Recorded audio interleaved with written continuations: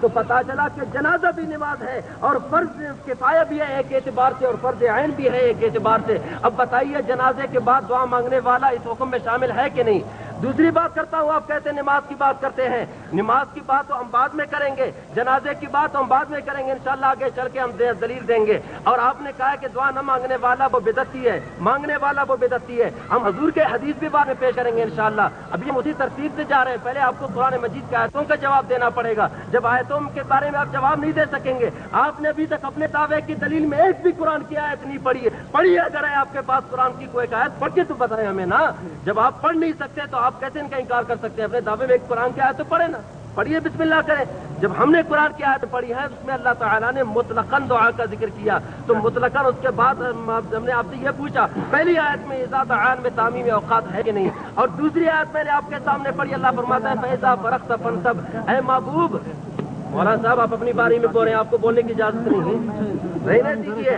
ابھی یہ قرآن کی آیت جو میں نے پڑھی ہے، ابھی اس کی میں نے تفسیر پیش کی، وہ تفسیر صرف ابن کثیر میں نہیں ہے، یہی روایت قرآن کی آیت شان نزول میں تفسیر ابن کثیر سے بھی پیش کی، یہی شان نزول تفسیر خازن جلد نمبر 1 میں بھی موجود ہے، اور یہی آیت کریمہ کے شان نزول تفسیر ابن جریر میں علامہ ابن جریر صبری رحمۃ اللہ علیہ یہ تفسیر لکھا۔ آپ کا جواب دینا پڑے گا کہ اذا دعان میں جنازہ کے بعد دعا مانگنے والا شامل ہے کہ نہیں، اس کے تمیم اوقات میں شامل ہے کہ نہیں۔ دوسرا آپ کو یہ بھی جواب دینا پڑے گا فإذا فرغت فانصب، میں نے اپنی طرف سے نہیں کی، صحابی رسول تفسیر کر رہے ہیں۔ امام حاکم فرماتے ہیں تفسیر صحابی مسرد عندہما، کہ امام حاکم فرماتے ہیں جب بھی تفسیر کرتے تو امام بخاری امام مسلم کے نزدیک رسول اللہ کی تفسیر کی جاتی ہے۔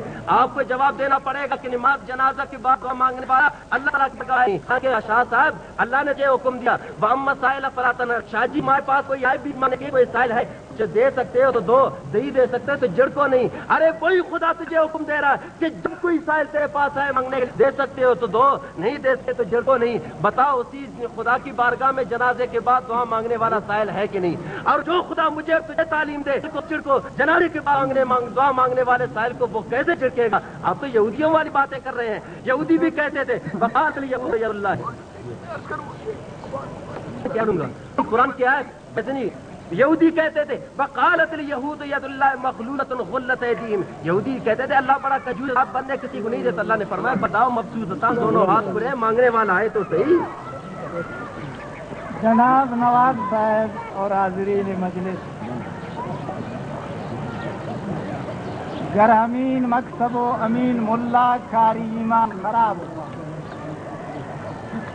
محترم نواب صاحب آپ کسی کو حکم دیتے ہیں چھائے لاؤ، وہ آپ کے سامنے جیپ حاضر کر دے، آپ کسی کو حکم دیتے ہیں جیپ لے آؤ، وہ آپ کے سامنے جگ حاضر کر دے۔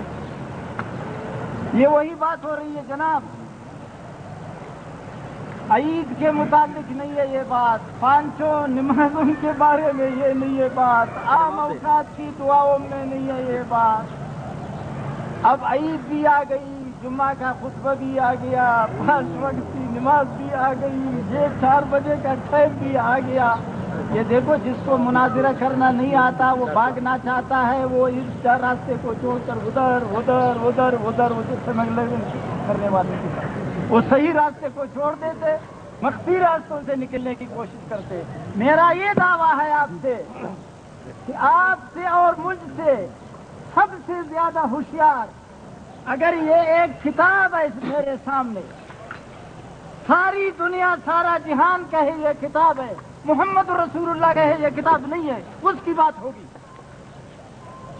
آپ 150 جنازہ جو نبی علیہ السلام نے پڑھایا ہے آپ ثابت کرو کسی ایک میں کہ آپ کو دعا ہو گئی یا نہ، اس کی سنت ثابت کرو، چالاکی چھوڑ دو۔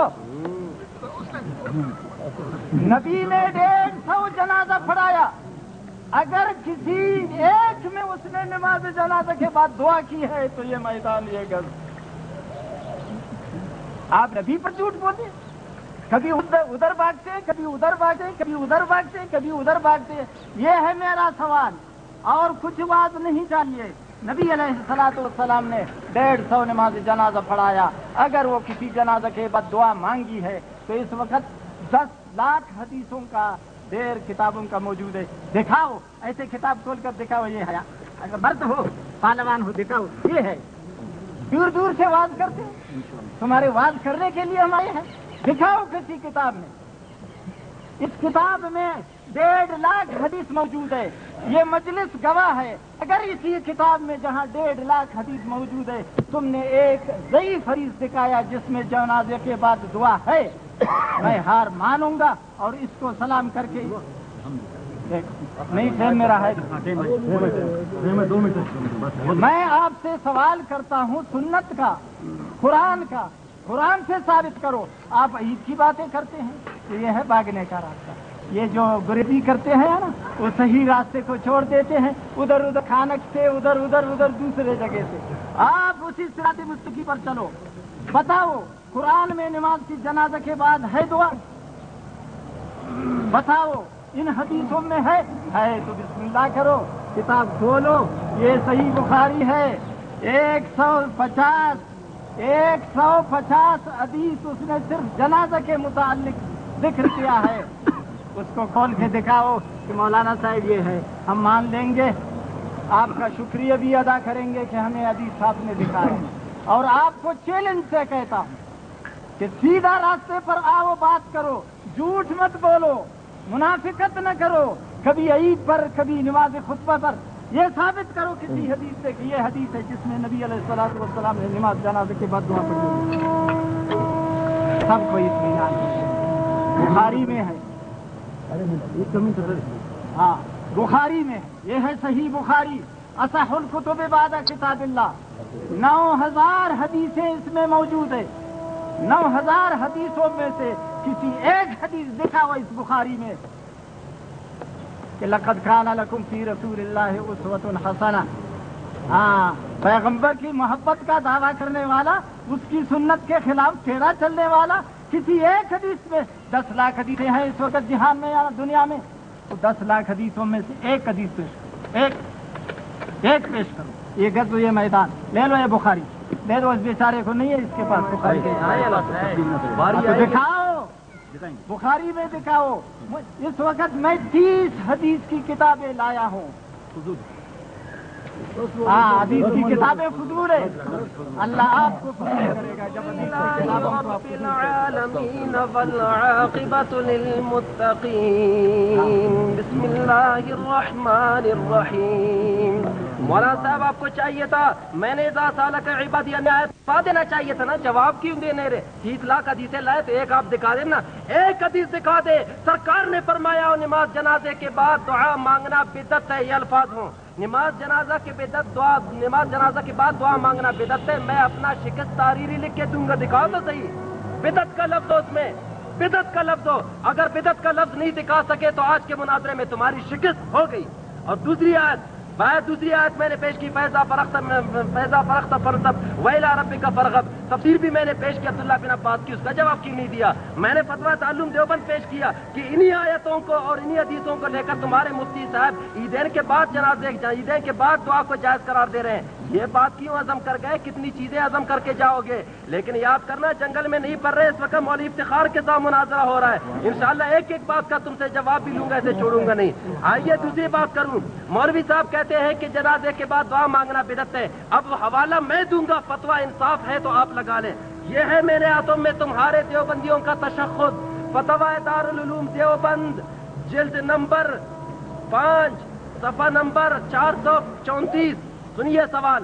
بعد نماز جنازہ قبل دفن چند مصلیوں کا ایصال ثواب کے لیے سورۃ فاتحہ 1 بار، سورہ اخلاص 3 بار آہستہ آواز سے پڑھنا اور امام جنازہ یا کسی نیک آدمی کا دونوں ہاتھ اٹھا کر مختصر دعا کرنا شرعاً درست ہے یا نہیں؟ فتویٰ دارالعلوم دیوبند جلد 5 صفحہ نمبر 434 سے پڑھ رہا ہوں. پوچھا جا رہا ہے کہ جنازے کے بعد دعا پڑھنا کیسے ہے مصلیوں کا، اور جواب دیتے ہیں کیا لکھتے ہیں؟ اس میں کچھ حرج نہیں ہے. سنیے، اس میں کچھ حرج نہیں ہے. لے جائیے مولانا صاحب کو دے دیں ان کا فتویٰ دارالعلوم دیوبند اور کہے تم نے کہا ہے کہ جنازے کے بعد دعا مانگنے والا بدعتی ہے. فتویٰ لگائیں کہ تمہارے فتویٰ دارالعلوم دیوبند والے یہ مفتی صاحب بدعتی تھے یا نہیں. فتویٰ لگائیں. کہتے ہیں ابھی میں پڑھوں گا حدیث. ارے حدیث تو میں نے پڑھا نہیں.